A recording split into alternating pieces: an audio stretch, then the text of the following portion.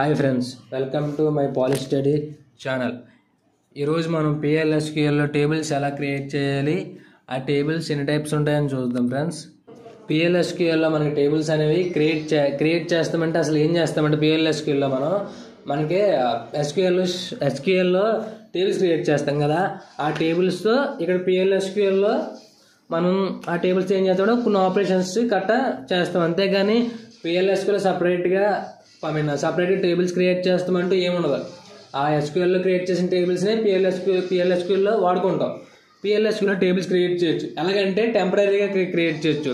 మనకి ఎస్క్యూఎల్ ఏంటి, అవి క్రియేట్ చేస్తే ఎస్క్యూఎల్ క్రియేట్ చేస్తే అవన్నీ ఏంటి మన డేటాబేస్లో పర్మనెంట్గా స్టోర్ అవుతాయి. అవి మళ్ళీ మీకు ఎప్పుడైనా కావాలన్నా రిట్రీవ్ చేసుకోగలరు, అట్లతో మళ్ళీ ఆపరేషన్ పర్ఫామ్ చేయగలరు.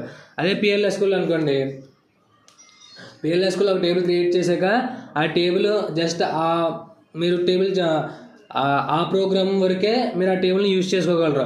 తర్వాత మళ్ళీ ఆ టేబుల్ మీకు కనిపించదు, డేటాబేస్లో కూడా ఉండదు. ఎందుకంటే పిఎల్ఎస్క్యూఎల్ టేబుల్స్ పర్మనెంట్గా స్టోర్ అవ్వవు, టెంపరీగా స్టోర్ అవుతాయి.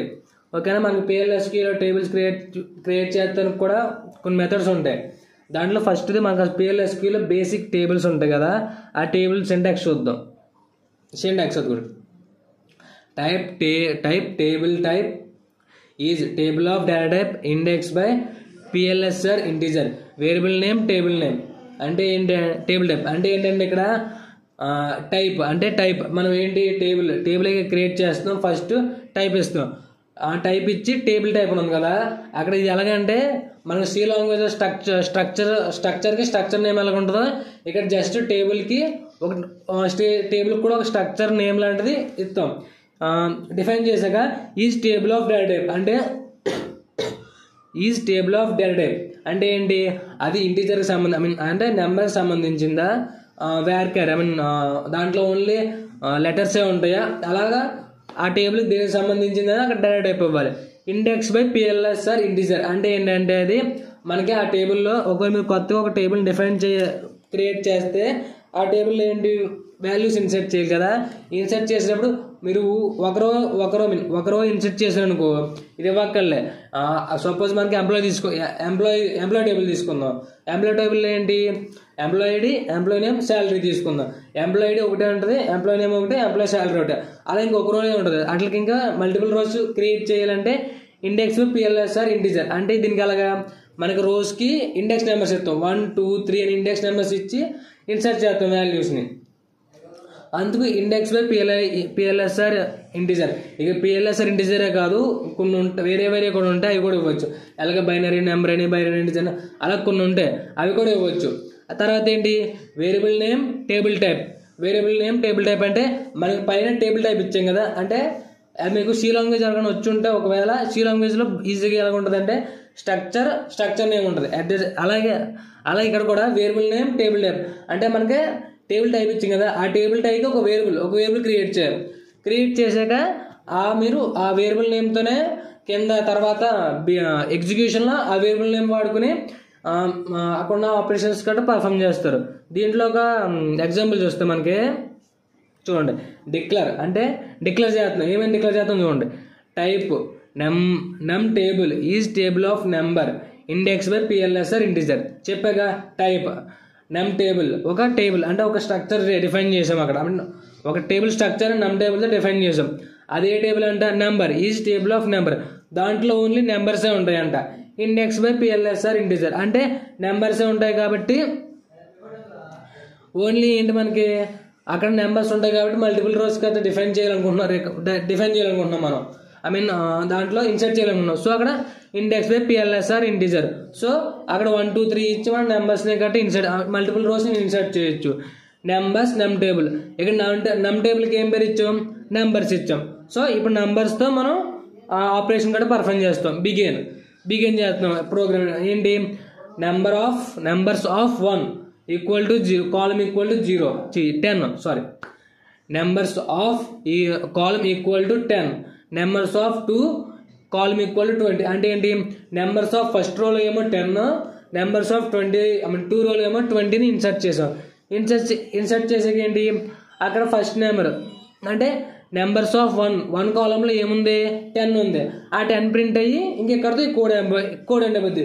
ఇది మనకి బేసిక్ టేబుల్. అంటే PLSQLలో బేసిక్గా టేబుల్ ఎలా క్రియేట్ చేయొచ్చు, దాంట్లో రోజుని ఎలా ఇన్సర్ట్ చేయొచ్చు మల్టిపుల్స్లో అని, ఇది బేసిక్.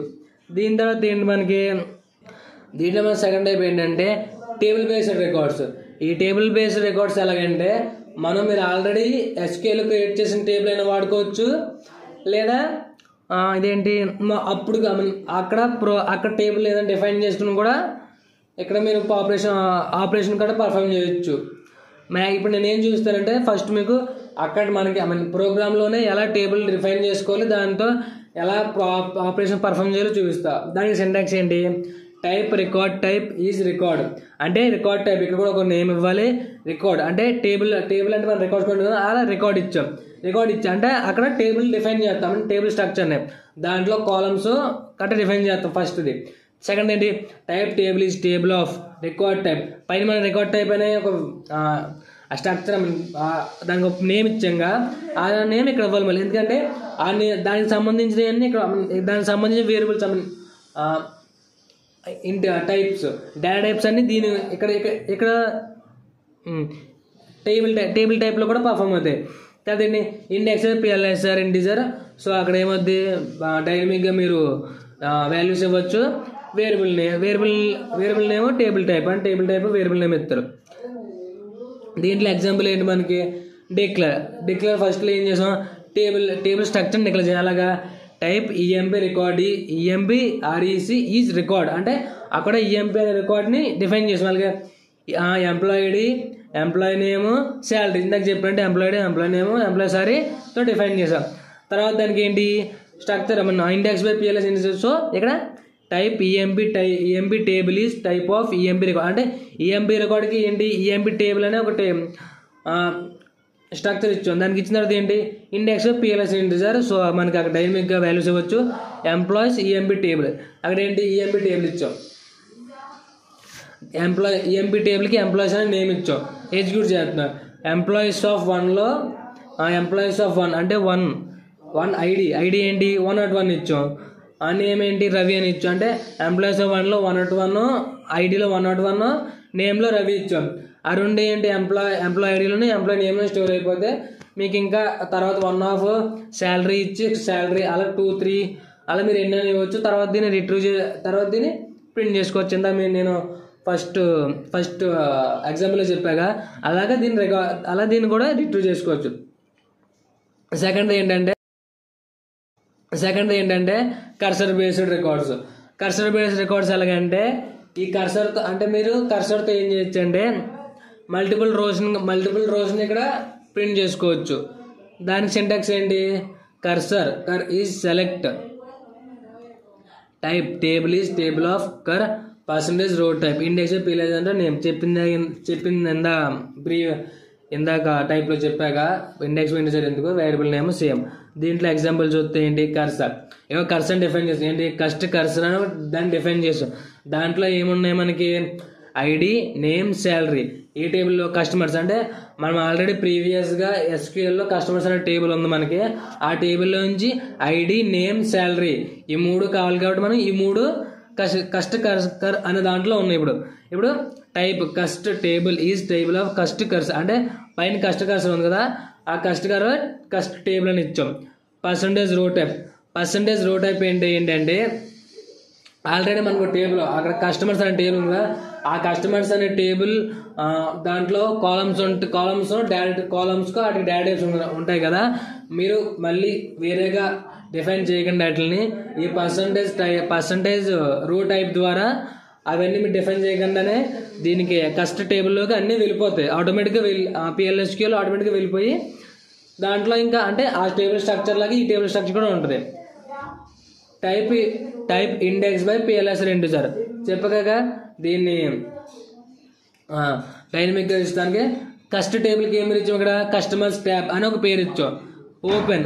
ఓపెన్ కర్సర్ని ఓపెన్ చేసాం. అక్కడ ఓపెన్ చేసి ఫిచ్ అంటే డేటాను రిట్రీవ్ చేస్తున్నాం.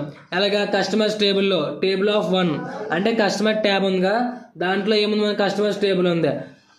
ఆ టేబుల్లో ఉన్నది 1 అంటే దాంట్లో ఫస్ట్ రో ఏదైతే ఉందో దాన్ని ఓపెన్ చేసాం. ఓపెన్ చేసి ప్రింట్ చేస్తాం ఇక్కడ జస్ట్ ఓపెన్ చేస్తాం అంతే. ప్రింట్ చేయాలంటే దానికి DBMS అవుట్పుట్ పుట్ అనే స్టేట్మెంట్ ఉందా, ఆ స్టేట్మెంట్ ఇచ్చి customers tab dot ID tab dot name tab dot salary అని ఇచ్చి అక్కడ మీరు దాన్ని రిట్రీవ్ చేసుకోవచ్చు. అలాగా DBMS output put dot line అని ఇచ్చి దానిలో రిట్రీవ్ చేసుకోవచ్చు. తర్వాత క్లోజ్ చేయలేదు అంటే కర్సర్ని క్లోజ్ చేయాలి. క్లోజ్ చేస్తే ఇక్కడితో ఈ ప్రోగ్రామ్ అయిపోయింది. ఇదేంటి కర్సర్తో మనం మల్టిపుల్ రోజు రిట్రీవ్ చేసుకోవచ్చు. ఇది జస్ట్ మీకు బేసిక్గా టేబుల్ కర్సర్లో. దీనికి నెక్స్ట్ వీడియోలో అయితే కర్సర్స్తో ఎలాగ మల్టిపుల్ రోస్ రిట్రీవ్ చేసుకోవచ్చు, ఎలా మల్టిపుల్ రోస్ కర్సర్స్ అనేది చాలా హ్యూజ్ టాపిక్. సో అది నేను నెక్స్ట్ వీడియోలో మీకు డీప్గా ఎక్స్ప్లెయిన్ చేస్తాను. జస్ట్ ఇది టేబుల్ టైప్స్లో కాబట్టి జస్ట్ అవుట్లైన్లో చెప్పాను మీకు ఇది. నెక్స్ట్ ఏంటి user define records. User defines records ఏంటంటే మనమే ఆ టేబుల్ టైప్ని రికార్డ్ చేసుకుని ఆ టేబుల్ ఏమేమి కావాలితే మీ ఇష్టం. అంటే మీరు ఆ టేబుల్ ఎలా కావాలితే అలా, అంటే SQLలో మీరు ఎలా టేబుల్ డిజైన్ చేసుకోవాలనుకుంటారో ఇక్కడ కూడా డిజైన్ చేసుకోవచ్చు. కాకపోతే అక్కడ పర్మనెంట్గా ఉంటే ఇక్కడ జస్ట్ టెంపరీగా స్టోర్ అవుతాయి. దీనికి ఏంటి type record type is record అంటే ఇక్కడ డిఫైన్ చేస్తాం. అంటే అది ఎలా ఉండాలి మనకి డిఫైన్ చేస్తాం.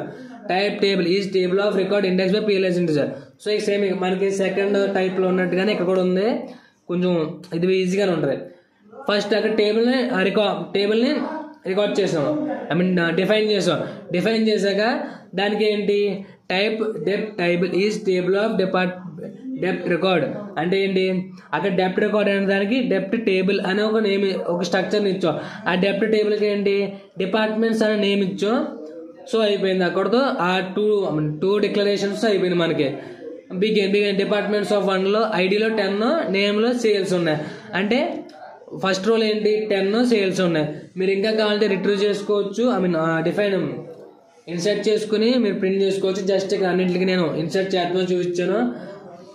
నెక్స్ట్ ఇంకా ప్రీవియస్లో మీకు ఏమన్నా అర్థం అవ్వకపోతే నాకు కామెంట్ పెట్టండి. నేను మీకు మళ్ళీ ఈ వీడియోని ఇంకా ఎక్స్టెండ్ చేసి ఎగ్జాంపుల్స్ ఎక్కువగా చెప్తాను, ట్రై చేస్తాను.